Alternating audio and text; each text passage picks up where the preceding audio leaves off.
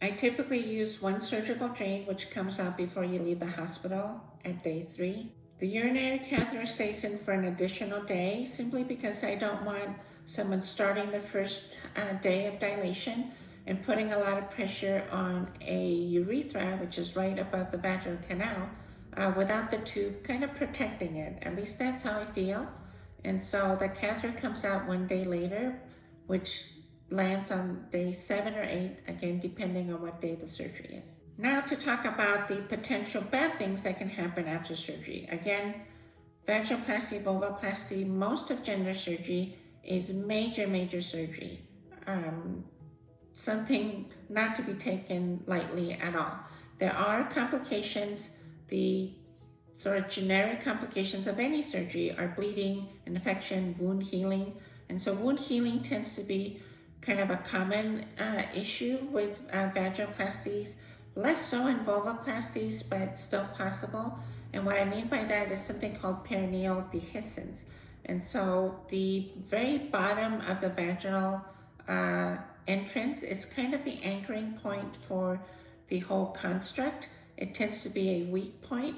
So it's not uncommon that I'd say realistically about half of the patients have some sort of tear that ends up being an open wound down there, and you still have to dilate it. You can't stop dilation because of that. And yes, it's annoying, it can bleed, it burns, it can look kind of scary, especially if it's a bit on the larger side, but it's an open wound, and I promise you it does heal, and you don't need stitches to do it. That would actually be the wrong thing to do, is to try to stitch that back up.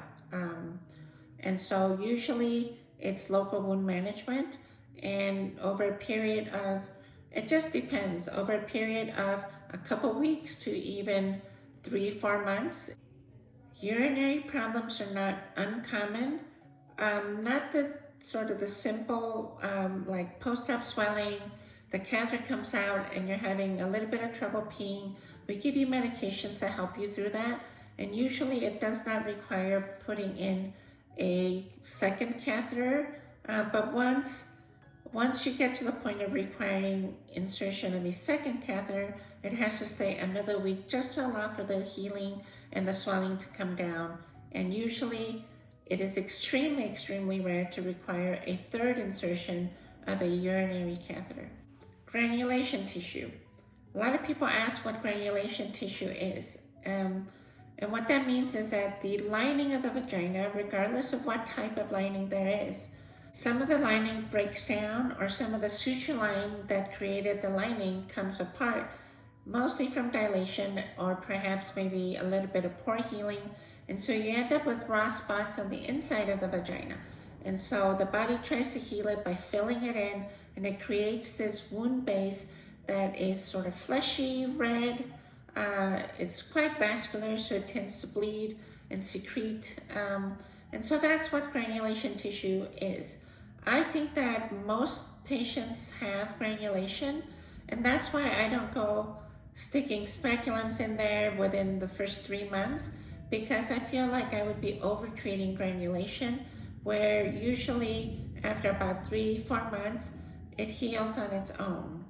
If it persists beyond 3 to 4 months, 6 months, then at that time, I think it's a good idea to treat granulation tissue. There's ways of treating it with medications, with direct treatment, but go to your PCP or gender competent gynecologist. And of course, you're always welcome to come back to me if it's convenient, but I know that a lot of people come from out of the city and even out of state, and so we would help them find a gender competent provider that can help them treat the granulation.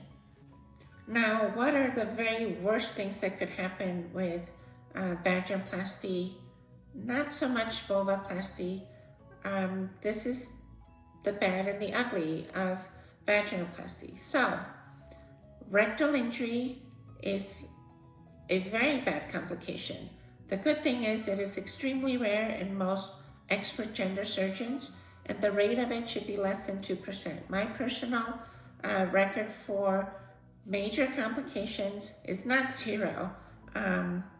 If you've done this enough and you're an expert at this, your record is not zero and it's not perfect. So I'm not going to try to convince you that I'm perfect. I'm not.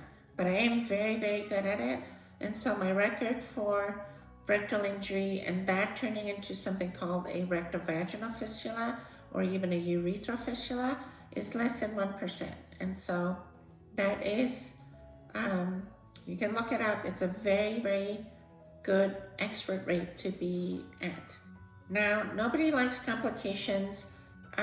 Again, most of the complications are minor and they're just annoying and they can be treated. But if some of the minor complications aren't being taken care of appropriately, like dilation issues, then you could actually end up losing your vagina. And everybody's body is different. And so despite best efforts and good surgery results, and the patient really, really trying hard to dilate, sometimes their body just fights it. It's extremely painful for whatever reason, and they end up losing the vagina. So there are ways of recreating the vaginal canal, but then the risk of major complications is higher, but not impossible to have it done. So it's not all hope lost, but talk to your surgeon about this, or if you've already had a failed vaginoplasty, seek out experts like me and other surgeons to talk about your options on how to possibly recreate it and what all that involves and what the risks are. This is a lot of information. It's a big, big topic. I can't possibly go over every single detail of it. Maybe in the future I'll talk about some of the common things and common complications and really go through the process on how to treat them.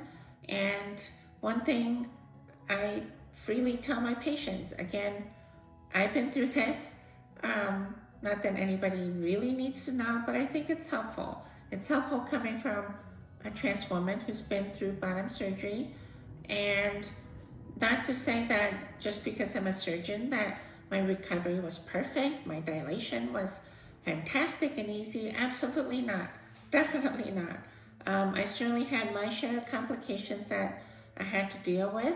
Luckily, none of those complications were major complications like the rectal injury or fistula or things like that, but I certainly had other things that I had to deal with for months at a time before things got better. So I'll make a separate video about dilation and more specifics about it. So my best advice is consult with your surgeon and ask them all the hard questions. Ask them about how many they've done, what their major complication rate is, what their minor complication rate is, and other questions. Don't be afraid to ask. They should be able to provide that for you quite easily and hopefully honestly. Now, the post-op care for vulvoplasty is quite similar to vaginoplasty. The main difference, obviously, is that you don't have to do the dilation. So there you have it. This wraps up the session on vaginoplasty and vulvoplasty. Thank you for watching. Have a great day, my queers. Bye.